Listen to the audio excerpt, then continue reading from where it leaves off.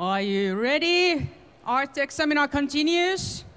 And again, friendly reminder to whoever is walking past the seminar area, please join us as you don't want to miss the next presentation.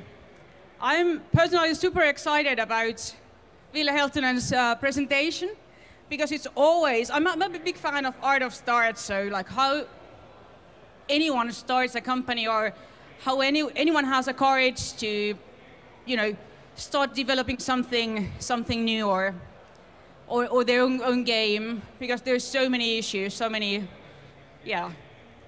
questions or question marks, so many problems in the way. Anyhow, as I said, I'm very pleased, very happy to have Ville here to talk about you and your start in the game industry. And yeah, I'm also very excited to see what you're actually up to. So most welcome, Ville, on stage.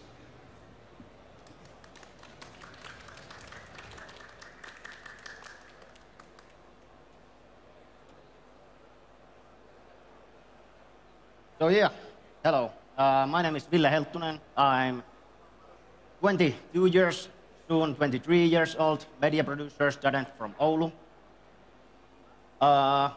I'm also the producer of State of Matter mobile game and head of communications in IGDA Oulu hub. First of all, I want to say that this is my first seminar speech. I'm a little nervous, so wish me luck. So I explain a little bit my background, what happened before OGL and what happened before my first game, or our first game. Like last autumn, I was pretty much normal media producer student in OAMK, Oulu University of Applied Sciences. I made lots of AV productions, like music videos, commercials, and so on, and event productions. But basically, I didn't have anything to do with games. I did few prototypes, but I don't count it. I have had like one connection to game industry, and that was Game Spring Oulu. It's pretty much similar seminar than this, and I was organizing that like 3 years in a row. Here I met lots of game industry experts and Oulu Game Lab leaders. And when I get to know them, I decided to apply Oulu Game Lab, and I got through there. So yeah, and I'm here to like explain, or like I mean that it's really insane how much big things and incredible things can happen just in 1 year when the timing and the people are right. So what is Oulu Game Lab? Basically, Oulu Game Lab is pre-incubator for games, and there is the education there is really international, and also the main target of the whole Oulu Game Lab is to train new employees and establish new startups for Oulu area. For this day, Oulu Game Lab has been running 3 years now, and they have made over 100 game concepts, or something like 30 game demos. They have established 10 new startups and 200 new professionals for games industry. Also, there has been lots of success in the Oulu Game Lab.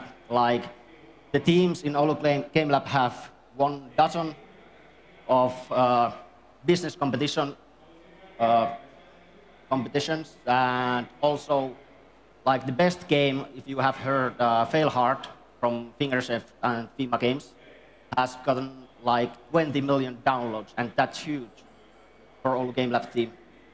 And also, Helmeni Games was selected to one of the most promising startups in Europe.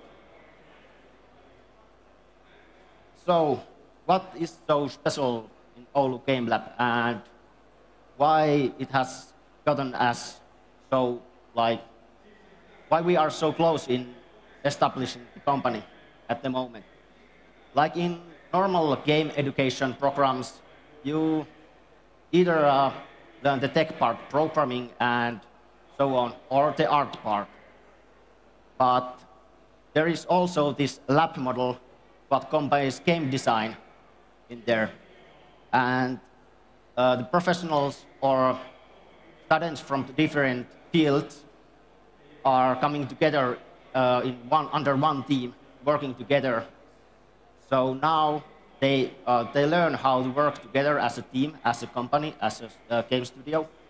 And it's really important that also the programmers know how the art work is done and how the game design is done, and other way around also.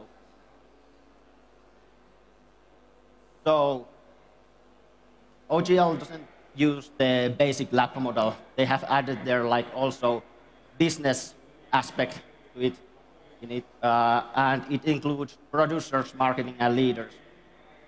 And like you can see, there is lots of different areas.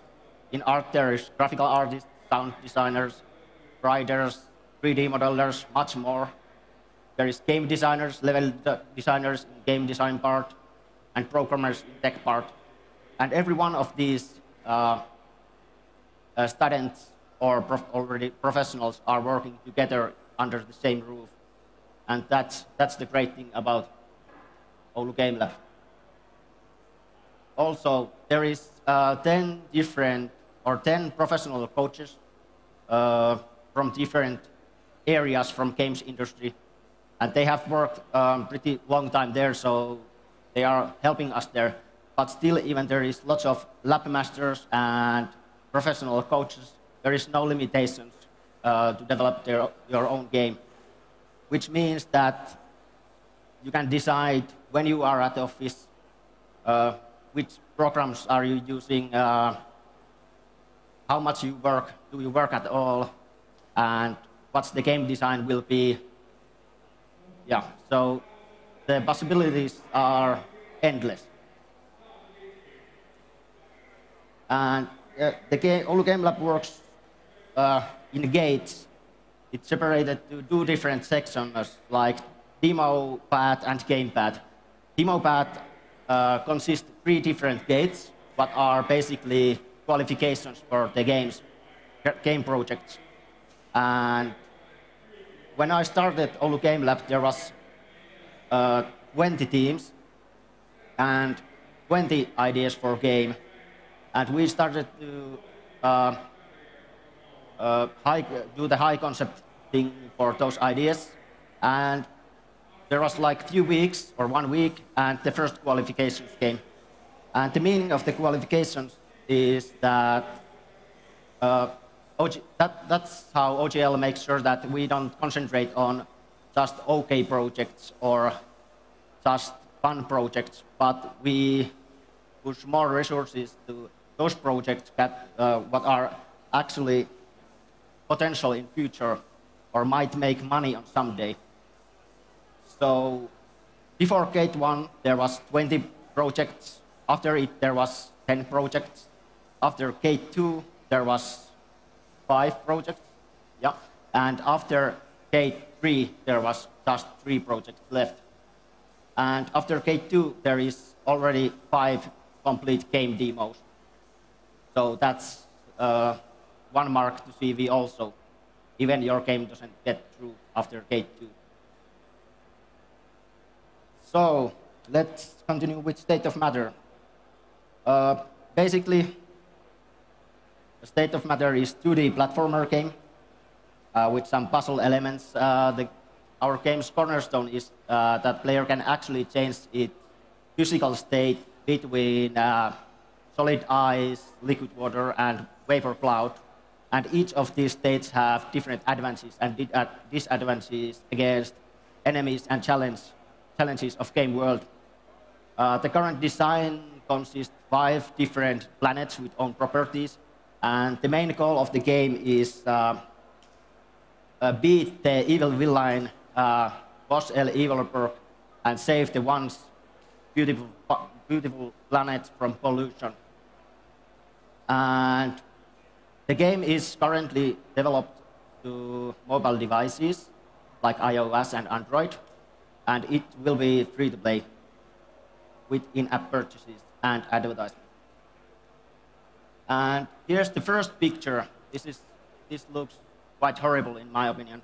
This is the first prototype what we made, and we made this just in few days before Gate 1, and we didn't actually have the know-how how to develop games because we all were amateurs, and we had just 4 team members, back then. And yeah, we made this, and I have gameplay video from that, and unfortunately it doesn't have any sound, but let's watch it. Let's hope that it works.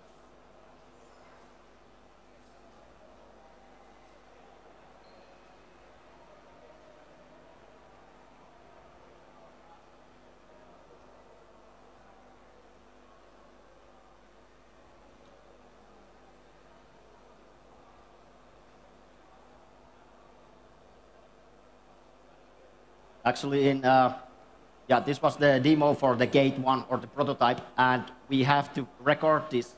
We didn't want to show the live gameplay because this was so buggy that it just worked like one of the 100 tries like we wanted to.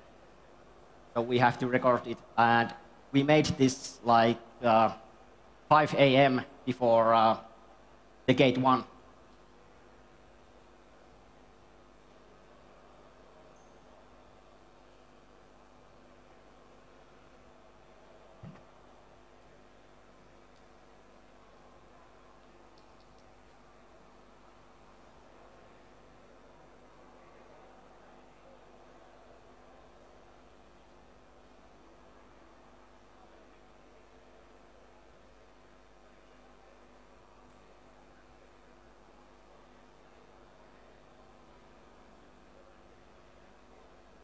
So yeah, the basic idea has been from the beginning the same, that you are water character, what can change your physical state between water, ice, and cloud.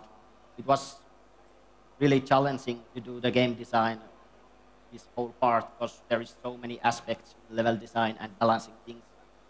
But yeah, it has potential, and it has been like really great project.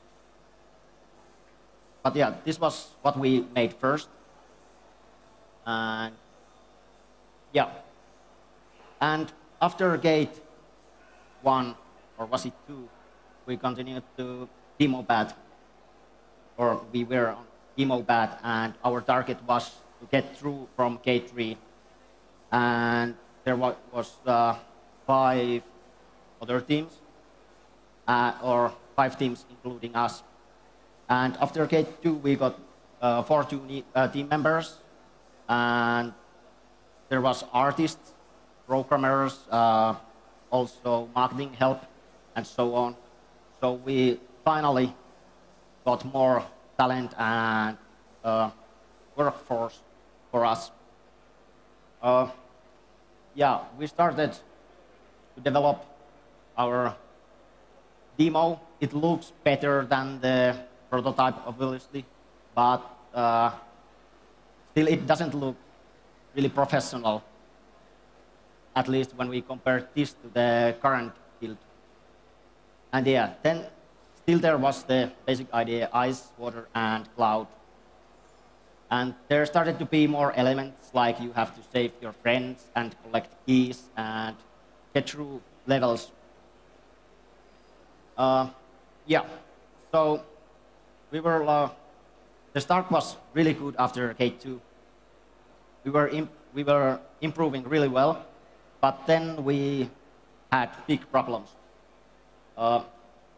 One problem was for design, and we didn't actually have motivated designer. The design was, it was okay, but there was no motivation to do it at all. And also we had one couple inside of our team, and that didn't work at all. And yeah, we had big problems. The designer problem was that designer didn't want to be at office, work from there. She wanted work from home, and obviously, when you are home, you have so much more funnier stuff to do than the game design or work. And the other problem was that we didn't have any communication to game designer at all. We started to establish different communication ways, Skype, chatting, and so on. But in worst case, we had to wait 48 hours to get answer from for design question, and it was horrible.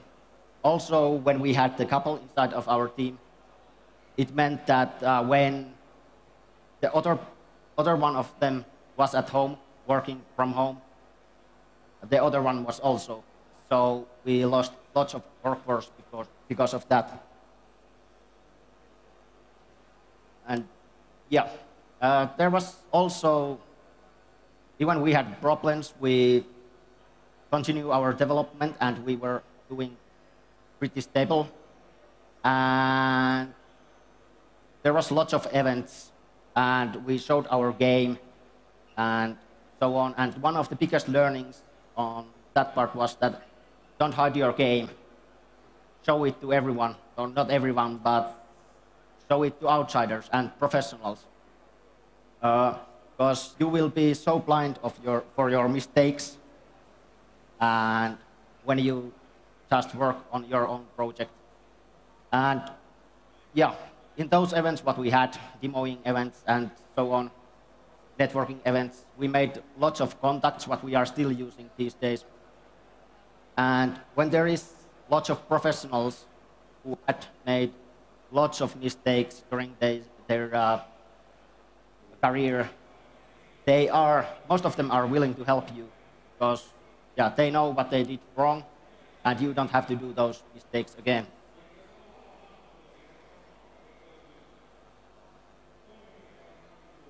So yeah, then the K3 was, and it was a really exciting time for us. There was lots of fighting inside of our team and everyone were stressed out. But still our target was to get through from K3 because we wanted to continue developing our game on spring 2015. Yeah, and in K3 they didn't just judge or gave points just for the demo. They also measured our business plans and future plans and so on, and they somehow gave points according our potential for future. And do we have any potential to establish new startup in near future? And yeah, because we are end of the game path now, we obviously got through. From K3, we were on shared first place, and that was really awesome for us. We were really happy. But after that, in game path, we didn't have any more teams because when the game path starts, all the teams vanish. There were lots of exchange students who left, and there were lots of the meaning of game path is that you gather the most important people inside your team and form the teams again. And I did that. There was 4 or 3 members from demo path in our team, and we gathered 3 more. We started with 7. Team size 7, and after that we got one more. Like you can see, our awesome Pokemon cards. We used those in marketing, and yeah, I hope you don't have any marketing lectures in here because you don't need any after this, because only what you need is some Pokemon cards, because everybody loves Pokemon cards. Just kidding. And there is the 8th member of our team. And we started to develop state of matter, or we continued the state of matters development. And we made pretty huge decisions back then. We drew our whole demo to trash can and a whole design to trash can, because the design part was our weakest part during the demo batch. And because we now had really talented game designer, Spanish workaholic Sergio, and he's really creative, and he had the feeling that he can do the totally new design. It was big decisions, because right when we decided that, we knew that the launch day will go further, and there will be lots of delays and lots of technical difficulties and so on. But it was right decision, if I think that this that on later on or now. And yeah, let's talk a little bit more about our team. There is currently, my team consists of 3 really talented programmers, which 2 of them are former Nokia and Microsoft programmers, really experienced guys. Then we have 2 really creative artists, graphical artists. They are working with Illustrator, some 2D art. Also, we have Sergio, our game designer, and also my co-producer, who has lots of knowledge of Asian markets and culture. And then there is me as a producer. So yeah, we had new teams, new designs, and delays, and we continued our development, and then we got new gameplay and new art, and everything started to look like really great. There is few concepts of our game. There is these evil guys, baddies, Los El Evil Porks minions. There is few concepts from different worlds, and so on. And now there is few month-old early gameplay trailer, which has sound also. So let's try to start that.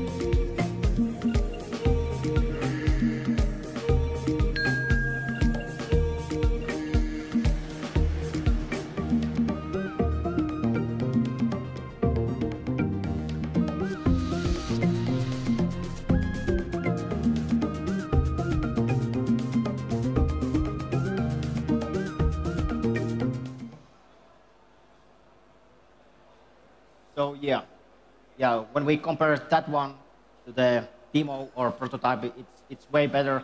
But later on, I will show our current build. It might be hard because it's mobile game, and I try to show it from PC.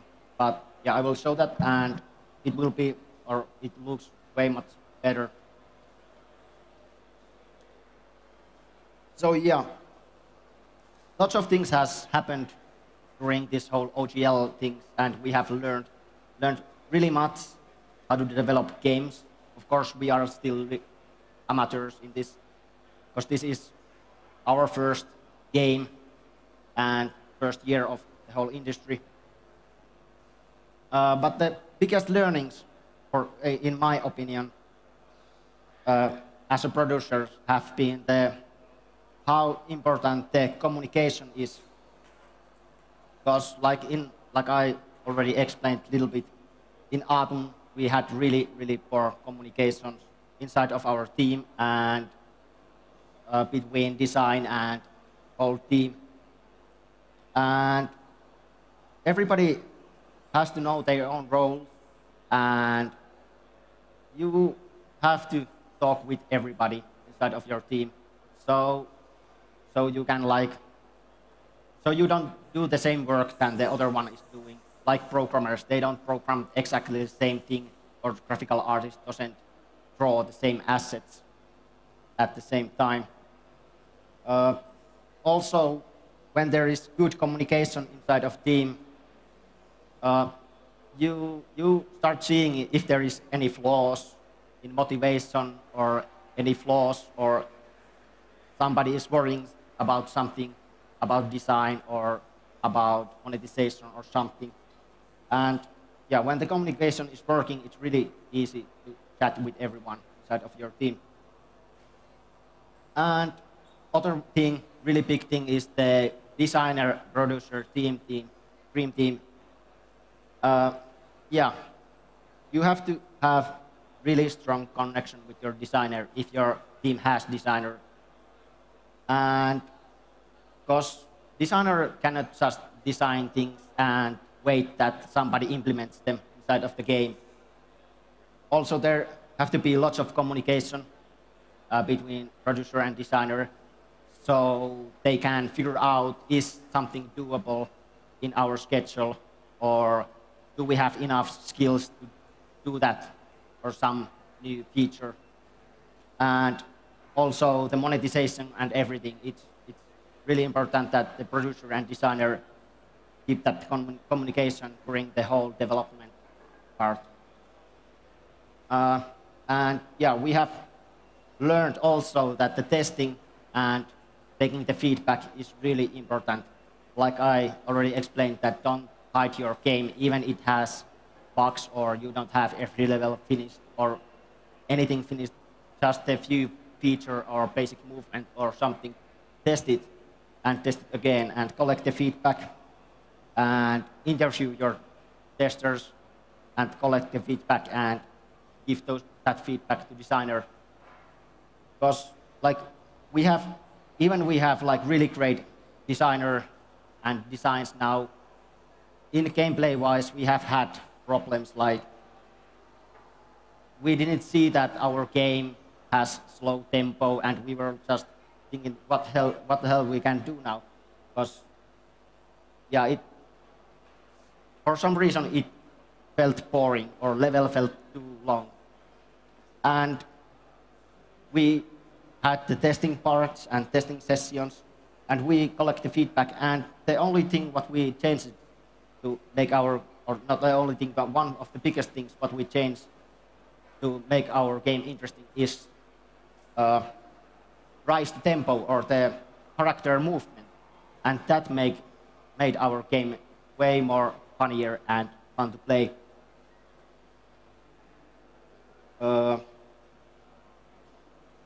Yeah, currently we are having 5 to 10 people testing group, active testing group, and we are sending every time when we have something new to test, maybe new movement or feature or levels or something. We send the APK builds to testers, and then I'm interviewing them and collecting the feedback and sending that to designer. And the designer decides what feedback he uses in game, because of course every feedback isn't the optimal feedback for us. And again, those contacts, yeah, they are important. Even it would be really fun to just develop the game in your office and never come out from there and just develop, because that's the main thing. But if you want to succeed, it's pretty like sure that you need contacts. And like our contacts have helped us really, really much during this spring. Like now currently our game is at China Joy Game Conference. And we don't have to do anything currently. It's just our partner is showing our game there. And we met that partner in Game Spring Oulu conference. Also, we have had like lots of juridical help and lots of help for establishing the company, because we don't have the experience. But when you make the contacts, there is lots of people who are willing to help you, and that's really great thing in game communities and games industry, because there is these really, really great communities. Also, the work from home, that's if you aren't working alone and you have some office spaces, personally, I don't see that the working from home doesn't like work at all. Because, yeah, there is so much more funny stuff to do at home than the game development. And even you try to do everything that the communication between your home and the office is good, it's not any close that good what it could be when you are working at office. And the future. So now we are really close to launch, soft launch, State of Matter soft launch. I hope that we will have the soft launch during next month, August. And after that, we tweak the game and try to get it ready for the worldwide launch. We are hoping to get some publishing deal or publisher to help us in soft launch and so on. We are having some negotiations at the moment, and let's hope that helps us. Also, we are establishing the company really soon, because the soft launch is near and so on. We have Catherine, the core team, the main team, who is establishing the company. With that team, we also applied to Game Brewery and get through. I will explain that a little bit more later on. And currently, we are fighting with the starting money, because in Finland, when you start company, it's pretty easy to get starting money. It's like social welfare for the entrepreneurs. But unfortunately, the starting money is like, our location doesn't have starting money anymore, and that sucks.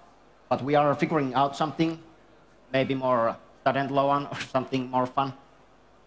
And yeah. And also, there is other game called Xenocide. I don't know, have you heard about it? It has passed its Steam greenlight during this summer, and it will be launched before end of next month. If I remember right, the launch day was 28th of next month. And it's top-down shooter game. I have to check it, what the description was. Yeah, it's a top-down arcade shooter in arena-like setting, and your objective is to survive long as possible against hordes of enemies.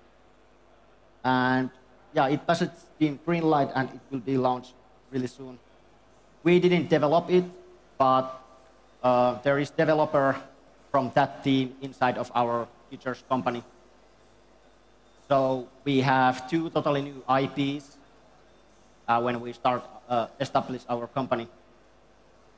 And yeah, the game brewery. What is game brewery? It's almost like OGL, but not even close. It's a game acceleration program for games and game companies. And game companies, and why we apply there is the answer is really, really simple, because we are establishing the company right in the end of the OGL, and it's really easy choice to apply there, because they are giving also free office premises for us, and also they are giving us lots of contacts and help in business, and that's really important for us, because we don't have the know-how how to run company. And yeah, we applied there, we got through. There was lots of other great companies also, like Fingersoft and Frozen Vision and so on. And what we are waiting from Game Brewery is the contacts and the business know-how and so on. So now I have something like 10 minutes time. I will show the gameplay, or I try to show it. If this is working. So, yep.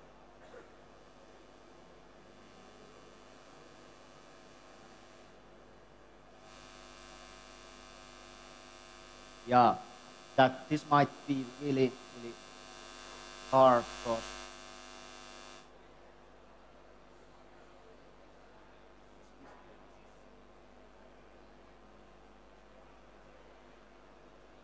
yeah, works.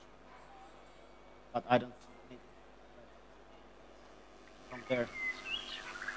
So yeah, this is our current look of our game, and yeah, it starts to be in pretty good shape. There is 3 different locations currently, and in soft launch we are having these 3 planets.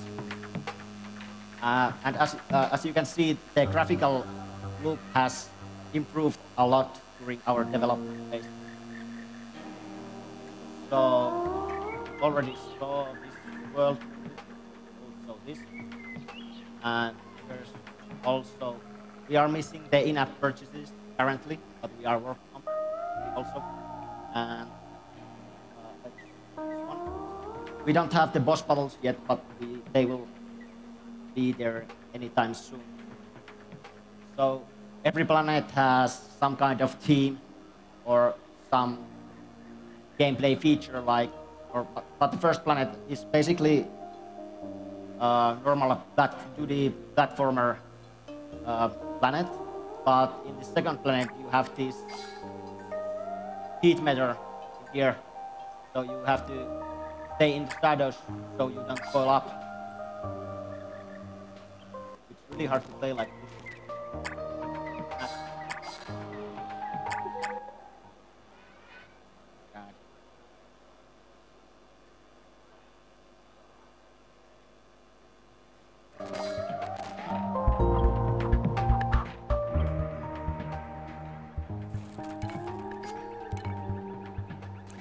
My God, it's so hard.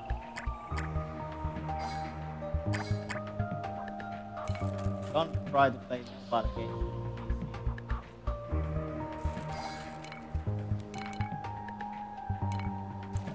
So every enemy of this game has different weaknesses, and you have to figure out how to which state you have to use.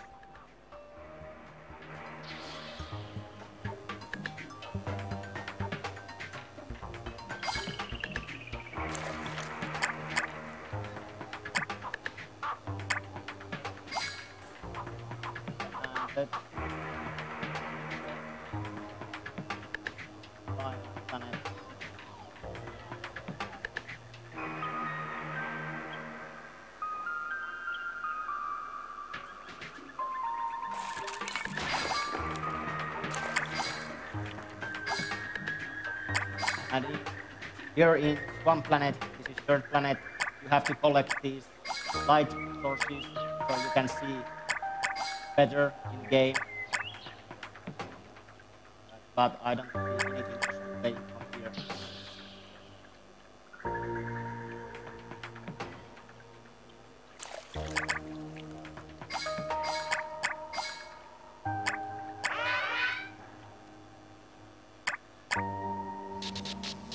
So, yeah.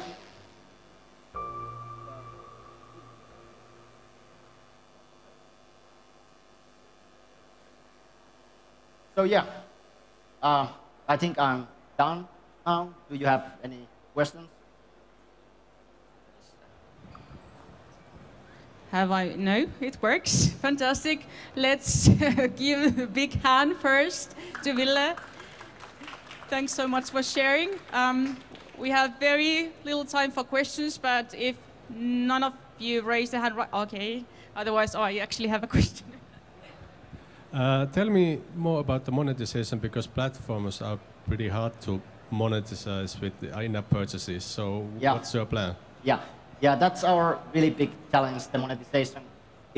We try to design really ethical monetization for our game and in-app purchases. It's rewarding from advertisement and having this premium choose between the game.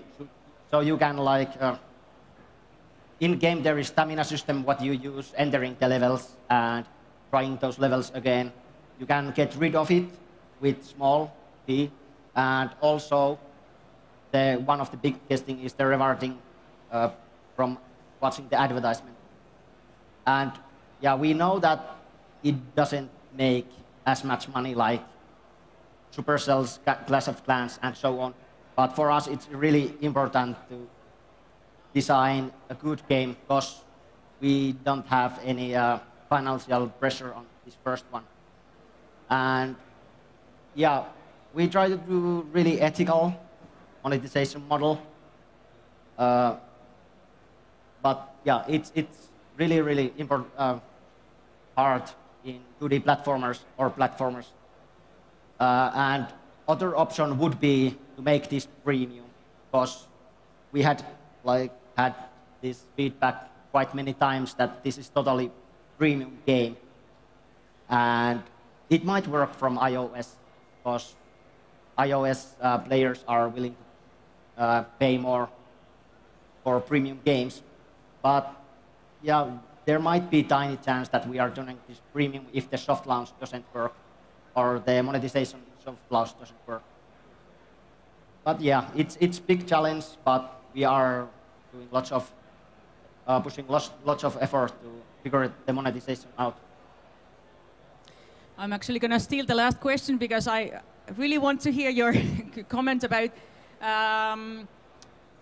money in the sense as in the title you said that, you know, developing game with like zero budget, but of course from now on you actually have to spend some money. So how little can you how little can you actually, you know,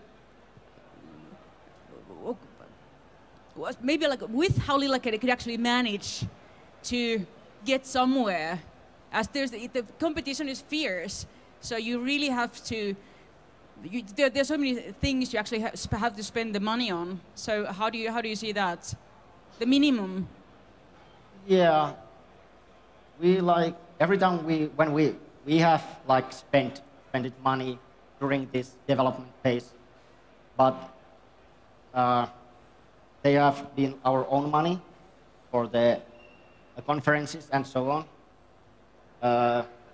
But yeah, I see that like every time there is some possibility to go where or spend money, we figured out how much opportunities the trip will have or the conference will have.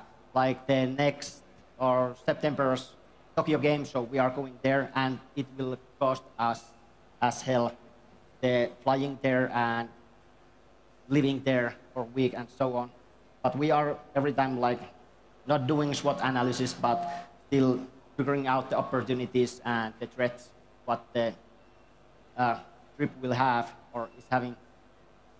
So yeah, we try to avoid spending too much money, but sometimes you just have to do something. And like now, we are doing this, or most of us are doing this just with student money and so on. And it's really hard to try to get some money. And yeah, it's nice that there is that kind of thing than that student loan. Okay, thanks for the answer, and thanks so much for the presentation. Another round of applause, please.